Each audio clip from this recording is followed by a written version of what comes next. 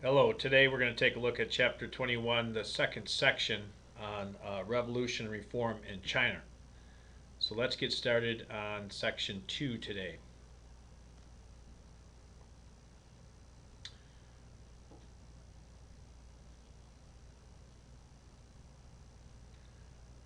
Here we see George W. Bush visiting uh, the leader, Jiang Zemin of China, a few years back in 2002. So, of course, both countries have different leaders today. As you know from previous studying, after the Second World War, when the Japanese were booted out of China, excuse me, the Chinese were then embroiled in a civil war between a peasant who started up a communist uprising, Mao Zedong, and began battling against the nationalists by Chiang Kai shek, and eventually Zhang Zhishi, as the book calls him. Maybe you've learned him otherwise called Chiang Kai shek. Our textbook here refers to him in a more modern translation of the Chinese in Zhang Zhishi. And they ended up, the nationalists lost the Civil War and ended up occupying Taiwan and creating the nation of Taiwan, which is still at odds today with China. And believe the leaders of Taiwan believe they are the rightful rulers of China, as well as Taiwan. Whereas the Chinese Communists, which was declared communist in 1949 by Mao Zedong, claim they are the rightful rulers of China and Taiwan. So that is a large contentious issue between not only Taiwan and China, but the United States as well today, which we'll be discussing further. So shortly after became a communist state, and the Communist Party became the power of China and has been ever since. Uh, Mao began the Great Leap Forward in 1958, where he tried to quickly industrialize, quite similar to the 5-year plans that we discussed in the Soviet Union under Stalin. These were not very successful, and similar to Stalin's 5-year plans, caused a lot of distress on the people, very damaging on the population, and hardships. So next he started what's called the Cultural Revolution. Mao began being critical of all intellectuals, closed down and arrested professors, closed down universities, a lot of book burning, and claiming several people, headhunting, like a witch hunt almost, accusing many people of being against the communist revolution, and there was a lot of suspicion and arrests during the so-called Cultural Revolution, where they had to work with their hands, and intellectuals were considered traitorous. So China lost a lot of development during the so-called Cultural Revolution from the mid 60s to the early 70s. During the Cultural Revolution, Mao's People Republic of China went about causing chaos, purges that we mentioned, no higher learning, and renouncing anybody who might have entertained ideas of what the West was up to.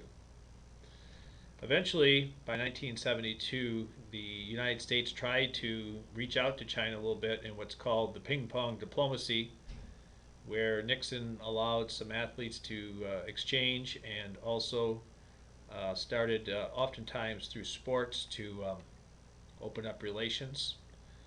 And Kissinger was sent to sort of ease their transition into a normalized relation with China for the first time in 1971. Lin Biao, of course, the lieutenant of Mao, developed what's called the Little Red Book, where all the revolutionary young people had to have that Little Red Book of his sayings on them at all times. Kissinger paved the way for Nixon in his historic visit to China in 1972. And still today, as we mentioned earlier, Taiwan is the largest obstacle to completely normalized relations. Through a book of U.S.-Chinese relations that we saw the cover of earlier, there are many pictures depicting the meeting of our leaders and their leaders to show the relationship. By this time, Mao had suffered a stroke and was very hard to understand, slurring his words, and so many of his assistants had to take up some of the work. And there you see Kissinger meeting. So what binds the U.S. and China together, and what are some of the reasons why we distrust each other today? By 1974, Deng Xiaoping, as you see pictured here, was purged. He was a popular leader of the Communist Party, but was brought back from his purge. He wasn't killed. He was put into exile and helped lead them out of the Cultural Revolution. And he edges out the Gang of Four, who were eventually punished for the abuses of the Cultural Revolution. And Deng Xiaoping in 1978 instigates economic reform. His famous quote that you might want to know is, "It doesn't matter if it's a white cat or a black cat. If it catches a mouse, it's a good cat." And the idea behind that famous quote of Deng Xiaoping is that whether it's communism or capitalism, if the people are improving their standard of living, then it'll work. So he began allowing some economic reform, some capitalism. Here we see Gerald R. Ford with Deng Xiaoping, Jimmy Carter. So they did start economic reform under Deng Xiaoping, and also not just economic, but agricultural reform, military, science, and technology reforms. However, the fifth modernization that was required was modernizing their political system from a harsh, dictatorial, communist regime to more democracy. That has not occurred. There is some more freedoms in the four large cities on the coast, but by and large, China today is still under strict Communist Party control. Reagan meets with Deng Xiaoping. Many of the industries are set up as SOEs, or state-owned enterprises, where the local community, village, and communist work groups run those enterprises. And here's that quote by Deng Xiaoping. "Today, China would like to join and be respected as an economic power. It is growing economically, of course, by a pretty decent percent every year, and America is many times bigger economy than China still today, but it is starting to catch up. And some of the reasons for that is it doesn't follow the protocol that other countries do as far as copyright infringements. They are very well known to steal trade secrets through spying and cyber attacks, and they don't follow what the World Trade. They would like to join the World Trade Organization, but as a developing country, they realize they're not developed. Most people in China live in abject poverty with very few modern conveniences, the vast majority of their population. If they were to be a full member, they would have to reform their economy, cut out the fraud and the corruption, and incorporate allow their monetary system to be traded, which they don't currently, and allow them to enter into the world economic system. So this could cost them jobs and cost a lot of pain and suffering in their reform. So we'll see what they do with that. One of the more famous incidents where the people finally rose up against communist dictatorship was in 1989. It's called the Tiananmen Square Massacre today. For several weeks, the students massed in Tiananmen Square to protest, and eventually the army was ordered to clear the square at all costs, with several hundred deaths. And so that June 4th, 1989 is a very important date in Chinese history. So June 4th, 1989, the Tiananmen Square is still remembered today, but the communist dictators do not like any of the citizens to remember it because they want to put down any chance of another similar protest or even a revolt, as some people suggest may occur. Here's a page I took out of Fortune magazine where it shows how today China has mimicked many of the logos as you see here to try to create their own cheap knockoff cars similar to Japanese and American models and other European models you see. So this is a typical Chinese way of developing their economy, which keeps them at odds with the rest of the world economy.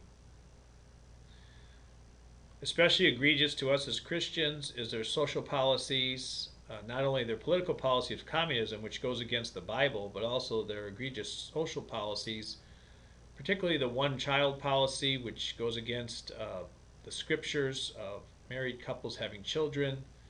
They insist only one child, and they have to get approval from the communist leaders to have that one child. Others are put to death. This is brutally enforced in many areas of the country, although there is some exceptions made. So we can see biblically that there is a lot of problems with the Chinese social structure and political structure.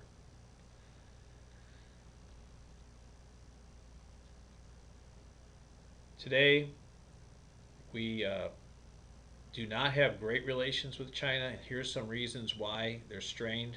This is the Chinese view. The Chinese view that America is trying to hold back their greatness, block them from getting the Olympics, spying on them with spy planes. We did end up bombing their embassy in Yugoslavia that we talked earlier during the Balkan Wars in 1993, which was accidental. And we continue to have good relations with Taiwan, which angers them. So these are all incidences that keep them very suspicious of America and causes them to distrust America. But on the other hand, the U.S.-Chinese relations today, our view too is we don't like that they stole our secrets, that they have unethical business practices, the one-child policy, economic competitor trying to oust us as the main economic power, and as of late they're very aggressive in claiming islands around China. And so many of these reasons, we as Americans, and just the fact that they're a communist dictatorship, causes us to distrust them as well.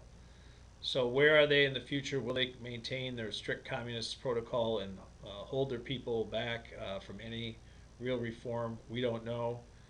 But this is what we're going to keep our eye on in the news to see if there's any changes in this going forward. So it should be interesting to track that throughout the next few weeks.